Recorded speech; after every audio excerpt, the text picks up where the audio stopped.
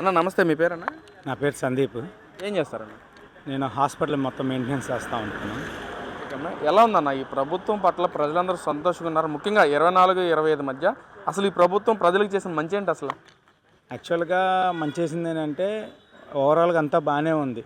కానీ పాత ప్రభుత్వానికి ఈ ప్రభుత్వానికి తేడా ఏంటంటే లాస్ట్ జగన్ గారి ప్రభుత్వంలో చాలా అవినీతి అంటే సొమ్మరబోతులు చేయటం, నెక్స్ట్ మద్యపానం, నెక్స్ట్ ఇంకా ఈ వర్కర్స్. ఇప్పుడు యాక్చువల్గా నేను ఒక వర్కర్ని, ఒక ఎలక్ట్రీషియన్ నేను. కానీ ఇప్పుడు మనం బయట అంటే లైక్ బీహార్ నుంచి లేదంటే ఉత్తరాఖండ్ నుంచి ఇక్కడ బయట వాళ్ళని తెచ్చుకుంటున్నాం మనం వర్కర్స్గా. మన వాళ్ళు ఉండి కూడా ఇక్కడ వర్క్ చేయడానికి సహకరించట్లేదు. ఎందుకంటే ఆ మందుకి అలవాటు పడిపోయారు. ప్లస్ మనకి యాక్చువల్గా ప్రీవియస్ ప్రభుత్వంలో కూడా అన్నీ దొరికాయి. కానీ ఇక్కడ నుంచి వచ్చిన మందుని తీసుకొచ్చి వాళ్ళకి ఎడిట్ చేసేసి ఎంతమంది చనిపోయారు అనేది ఎవరికి తెలియదు. First thing. నెక్స్ట్ వచ్చేసేపటికి అమ్మ ఒడి అని, తర్వాత చెత్త పన్ను. ఎప్పుడు ఈ గతంలో నాకు ఊహ తెలిసిన కానించి నేను ఒక 5 టర్మ్స్ వరకు ఓటేశాను. ఈ చెత్త పన్ను అనేది నేను ఫస్ట్ టైం వింటాం. ప్రీవియస్ కూడా అడిగాను, నేను చెత్త పన్ను ఉంటుందా అని. చెత్త పన్ను కూడా లేదు. బాత్రూమ్ స్కూల్లో కూడా బాత్రూమ్ కట్టాను, దానికి పన్నే. నెక్స్ట్ ఇక రేషన్ బియ్యం అన్నారు, దానికి ఎంత పెద్ద స్కామ్ అనేది కూడా పవన్ కళ్యాణ్ గారు, నారాయణ మనోహర్ గారు ఇద్దరు చూపించారు ఏంటనేది. అంటే స్వామి, వైసీపీ అందరూ మాట్లాడుతూ అసలు ఈ ప్రభుత్వం ప్రజల్లో వ్యతిరేకత మొదలైంది ఈ ప్రభుత్వం మీద. గతంలో జగన్మోహన్ రెడ్డి ఉన్నప్పుడే బాగుండేది, పథకాల విషయంలో కానీ డెవలప్మెంట్ పరంగా కానీ చాలా విప్లవాత్మకమైన మార్పులు తీసుకొచ్చే జగన్మోహన్ రెడ్డి అని చెప్పి మాట్లాడుతున్నారు వైసీపీ వాళ్ళు. ఏం చెప్తారు మరి? పథకాలంటే ఏం పథకాలన్నా చెప్పండి. ఆటో వాళ్ళకి ఇప్పుడు 60 ఇయర్స్ అన్న, నేను చెప్పేది 60 ఇయర్స్కి దానికి లైఫ్ టర్మ్ అనేది ఒక రిటైర్మెంట్ ఇచ్చారు. ఎవరు పెంచమన్నారు? 2 ఇయర్స్. ఓకే, 2 ఇయర్స్ పెంచారు. దానివల్ల ఏం ఉపయోగం లేదు. నెక్స్ట్ పథకాలు అంటున్నారు, ఏం పథకాలు ఇచ్చారు? ఒకటైనా ఇంప్లిమెంట్ పథకం ఉందా? డెవలప్మెంట్ ఉందా? అసలు యాక్చువల్గా ప్రీవియస్ ప్రభుత్వంలో చంద్రబాబు నాయుడు ఉన్నప్పుడు లూలు మార్కెట్ ఇక్కడ విజయవాడలో ఉండేది. ప్లస్ ఇంకోటి ఏంటంటే ఆయన తాత్కాలిక అసెంబ్లీ అన్నారు. కానీ ఏంటంటే అది అన్న మిస్టేక్ వల్ల దానివల్ల తీసుకెళ్ళి వైజాగ్లో వెళ్ళి పెట్టేశారు. వైజాగ్లో పెడితే ఎంత నష్టం, చాలా నష్టం జరిగింది. ఆ ప్యాలెస్ చూసారు ఎంత, ఆఖరి సీలింగ్ ఫ్యాన్స్ కానీ, లైట్స్ కానీ, ఇంటీరియర్ కానీ, ఒక బాత్రూమ్ కానీ చాలా చాలా వేల కోట్లు అవన్నీ అయ్యేనా పథకాలు? వీళ్ళకేమో ఆటో వాళ్ళకి పథకాలు ఇచ్చి మబ్బు పెట్టారు. కానీ ఈ పథకాలు మనకు అవసరమా? ఏదన్నా ఇచ్చేది మంచిది ఇంప్లిమెంట్, ఏదన్నా ఒక అయ్యకైనా ఒక అమ్మకైనా మంచిది ఇస్తే బాగుంటుందని కోరుకుంటున్నాం. అందుకే కదా ఇప్పుడు చంద్రబాబు నాయుడు గారు, పవన్ కళ్యాణ్ గారు, నరేంద్ర మోడీ గారు ఒకటి అనుకోనే కదా ఇది ఎలా చేయాలి ఏంటనేది. ఇప్పుడు ప్రీవియస్ అమ్మఒడి ఉంది, ఇప్పుడు దీన్ని కూడా తల్లి దీవెనని పెట్టారు. నెక్స్ట్ యాక్చువల్గా ఇంకొకటి మైనస్ కోరుకునేది ఏంటంటే నా తరపు నుంచి నేను లాస్ట్ ఎవరు ప్రభుత్వాలు లాస్ట్ టర్మ్ ఈ పథకాల గురించి చెప్పారు. ఇప్పుడు ఈ కూటమి ప్రభుత్వం కూడా పథకాల గురించి చెప్పింది. ఎందుకంటే అంటే వాళ్ళు మాట్లాడతాం ఏంటంటే గతంలో పథకాలు ఇస్తే ఫ్రీ చేస్తే శ్రీలంక అయిపోతుందని చెప్పారు. మరి ఇప్పుడు మీరు కూడా ఫ్రీ ఇస్తున్నారు కదా, మరి ఇప్పుడు మరో శ్రీలంక అవ్వదా అని చెప్పి కూడా మాట్లాడుతున్నారన్నా. ఏం చెప్తారు మరి దాని గురించి? 100% అయితే శ్రీలంక పరిస్థితి అవ్వదు. ప్లస్ మన పాపులేషన్ చాలా పెద్దది, ప్లస్ మనకి చేసుకోవటానికి చాలా డెవలప్మెంట్ ఉంది. అక్కడ చేసుకోవడం డెవలప్మెంట్ ఏమీ లేదు. నెక్స్ట్ ఇంకోటి ఏంటంటే don't compare between Sri Lanka India population చాలా పెద్దది. చేసుకోవాలి, కష్టపడాలంటే ఏదైనా కష్టపడవచ్చు, కష్టం చేసుకోవచ్చు. రోడ్డు మీద ఇప్పుడు నేను ఉన్నానన్నా, ఫర్ ఎగ్జాంపుల్ నేను ఎలక్ట్రీషియన్ని, ఒక బ్యానర్ పెట్టుకోనో లేకపోతే ఒక ఆటో పెట్టుకోనో ఫ్రీ సర్వీస్ చేస్తానంటే ఒక రోడ్డు మీదకి వచ్చి 100 రూపాయల కంటే తప్పకుండా ఒక మిక్సీయో ఫ్యానో తీసుకొచ్చి చేయించుకుంటారు. అదే శ్రీలంక వెళ్ళమను, అది ఇంపాసిబుల్. అది హై ఎకానమీ, అవన్నీ జరగని పని. అంటే స్వామి, యువత పరంగా ముఖ్యంగా ఈ ప్రభుత్వం ఎలాంటి చర్యలు చేపడుతుంది అసలు? యువత పరంగా అయితే చాలా బాగుందన్న. ఒకటి రెచ్చగొట్టతనం అయితే వద్దు, ఓకే, శాంతి పద్ధతంగా అందరం వెళ్దాం ఒకటి. నెక్స్ట్ ఇంకొకటి ఏంటంటే బోల్డ్ మంది పొద్దు జల్లుతారన్న, అర్థమైందా? అదంటారు ఇదంటారు, కానీ అవన్నీ మనం మనసులో పెట్టుకోకుండా పాజిటివ్ మైండ్కి వెళ్తే హ్యాపీగా ఉంటుందన్న. అది నా ఉద్దేశం అయితే.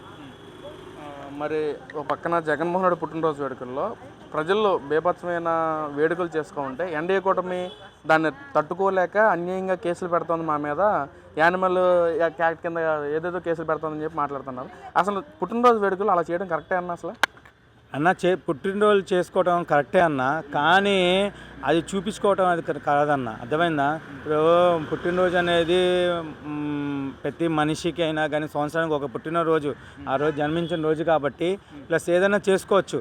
కానీ దేనికి అది బయటకు వచ్చేసి ఏదో నేను చూపించాలి, ఏదో చెయ్యాలి, రాజకీయంగా చేయాలి అంటే అది కరెక్ట్ కాదన్న.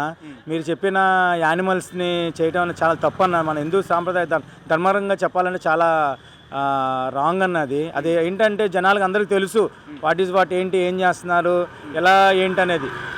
ఎవరికి ఒక డైలాగ్ ఉందన్న, నేను చెప్తున్నాను, కాపీ చేసి చెప్పొద్దు. గూగుల్ అనేది ఒకటి ఉంటుంది, మనం ఏం చేసింది లాస్ట్ టర్మ్, లాస్ట్ ఏదైనా కానీ అట్లా కొడితే మహేష్ బాబు డైలాగ్ ఉంది సావా, ఇట్లా కొడితే మొత్తం వచ్చిద్దని. గూగుల్ మర్చిపోదుగా ఎవరెవరు ఏం చేశారనేది లైఫ్ టైమ్గా అందరూ బాగానే ఉంటుంది అన్న. మరి ఫైనల్గా రేపు జరగబోయే 29 ఎలక్షన్స్లో వైసీపీ పార్టీ విజయడంగా మోగిస్తుంది. ఈ పార్టీలు మొత్తం భూస్థాపితం చేస్తాను, వచ్చే కూడా అంత చూస్తానని చెప్పి జగన్ 2.0 వస్తారని చెప్పి వైసీపీ నాయకులు జగన్మోహన్ రెడ్డి ఎమ్మెల్యేలు కూడా మాట్లాడుతున్నారు. అసలు ఏం చెప్తారు మీరు దాని గురించి? అన్న అది చెప్పుకుంటే ఏముందన్న, నేను తొడగొడతానన్న. నెక్స్ట్ 2029లో మేమే వస్తామని చెప్పుకుంటామన్నా. అది రావటం చాలా కష్టం అన్నది. ఎందుకు అంటే నువ్వు ఏం చేసావు, నువ్వు ఏం చేసావు జగన్మోహన్ రెడ్డి, నువ్వు చేసిన దానికి నీకు ఎలా వస్తాయి సీట్లు? ఇప్పుడు ఎవరో ఒకరు చేస్తేనే కదా వచ్చేది. నేను చెప్తాను, నేను కత్తిలు ఇసుకోవటం, తొడలు కొట్టడము నేను చేస్తాను, నేను నెక్స్ట్ మాదే వస్తుంది గంట. కానీ అది ఇంపాసిబుల్ అన్న. లాస్ట్ టైం వచ్చిన డిపాజిట్లు కూడా రావు. సీట్ల గురించి పక్కన పెడితే అస్సలు ఓటింగ్ బ్యాంక్ చూస్తే చాలా చేంజెస్ వస్తుంది అన్న. అంటే వాళ్ళు 175 నుంచి 175 అన్నారు గతంలో, కానీ ఇప్పుడేమో 85 మ్యాజిక్ ఫిగర్ దాటితే ఒక మామూలుగా ఉండదని చెప్పి అంటా ఉన్నారు. అది చాలా కష్టం అన్న. 85 కాదు కదన్న, ఇప్పుడు వచ్చింది కదా 11. ఆ 11 వస్తే చాలా గ్రేట్ అన్న. ఇంకా అది కూడా రాకపోతే ఇంకా అనవసరము. ప్లస్ జనాలకి ఏం చేశారని చెప్పండి అన్న, ఏం చేశారు? ఏమైనా చేశారా?